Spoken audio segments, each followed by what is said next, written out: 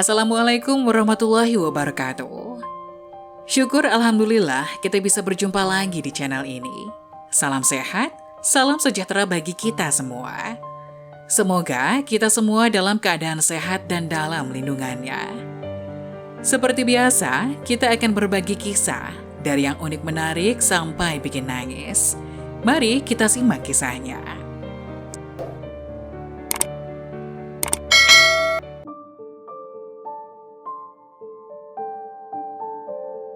Inilah 6 amalan sebelum subuh dan sesudah sholat subuh. Salah satu manfaatnya adalah dipermudah urusannya. Diketahui 6 amalan sebelum dan setelah subuh akan mempermudah segala urusan. 6 amalan ini dapat diterapkan sebelum subuh dan setelahnya. Banyak manfaatnya, salah satunya akan mempermudah segala urusan. Sejumlah amalan sebelum dan sesudah subuh yang akan dilaksanakan oleh umat Islam memberi manfaat bagi kehidupan dunia dan akhirat. Antara lain seperti dirikan sholat tahajud, sholat witir, dan sholat qobliyah subuh, dan lainnya. Sebagai berikut, 6 pemaparan amalan sebelum dan setelah sholat subuh selengkapnya. 1. Sholat tahajud. Rasulullah Shallallahu Alaihi Wasallam pernah bersabda, "Wahai kalian manusia, sebarkanlah salam, berilah makanan, sambunglah tali persaudaraan, dan sholatlah ketika manusia terlelap tidur pada waktu malam. Niscaya engkau akan masuk surga dengan selamat." Hadis riwayat Ibnu Majah. Berdasarkan kitab Sahih Muslim turut disebutkan, sholat tahajud adalah sholat yang paling utama setelah sholat wajib. Rasulullah Shallallahu Alaihi Wasallam bersabda, artinya sholat yang paling utama setelah sholat wajib adalah sholat yang dilakukan di malam hari. Hadis riwayat Muslim. 2. Sholat witir. Sholat sunnah yang memiliki rakaat ganjil. Sholat ini dilakukan setelah melakukan sholat pada waktu malam yang lain, misalnya tahajud dan tarawih. Berdasarkan dengan hadis Rasulullah Shallallahu Alaihi Wasallam diriwayatkan oleh Ibnu Umar radhiyallahu anhu, sholat witir itu 1 rakaat di akhir malam. Hadis riwayat Muslim. 3. Sholat qobliyah subuh. Ialah sholat sunnah fajar atau qobliyah subuh. Sholat sunnah ini memiliki banyak sekali keutamaan yang bahkan tidak ternilai. Keutamaan sholat qobliyah subuh ini disebutkan dalam hadis yang dikeluarkan oleh Imam Muslim dalam kitab Sholat Al-Musafirin. Dari Aisyah radhiyallahu anha, ia berkata bahwa Rasulullah Shallallahu Alaihi Wasallam bersabda, yang artinya 2 rakaat fajar lebih baik daripada dunia dan seisinya.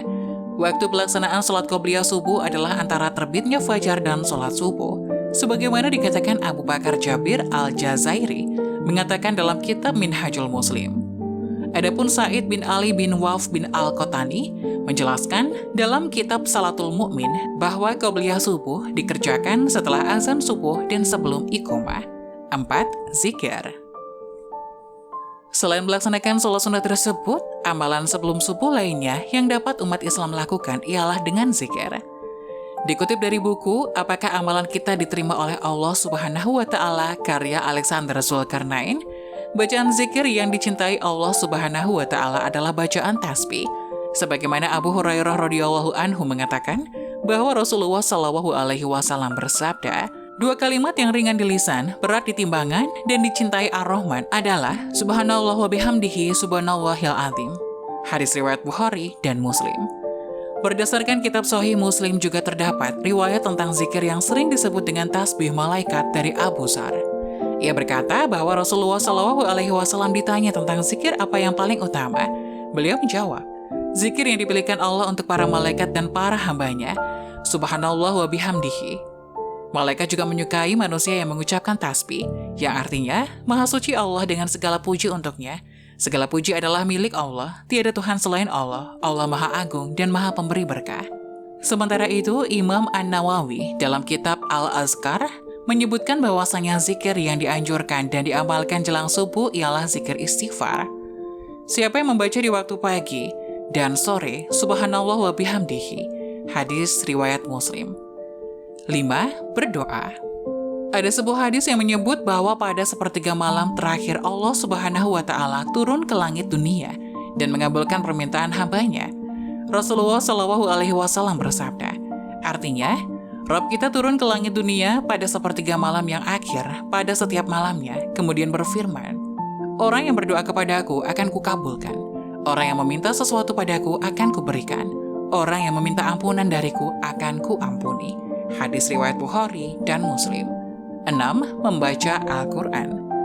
Berdasarkan firman-Nya dalam surat Al-Muzammil ayat 1 hingga 4, artinya, wahai orang yang berkelumun, bangunlah pada malam hari, kecuali sebagian kecil seperduanya, kurang sedikit dari itu, atau lebih dari itu. Bacalah Al-Quran itu perlahan-lahan. Itulah 6 amalan sebelum subuh dan sesudah sholat subuh. Semoga kisah tadi dapat memberikan hikmah dan manfaat untuk penonton semuanya. Jangan lupa like, subscribe video ini agar tidak ketinggalan info-info bermanfaat selanjutnya. Sekian dari kami, terima kasih. Wassalamualaikum warahmatullahi wabarakatuh.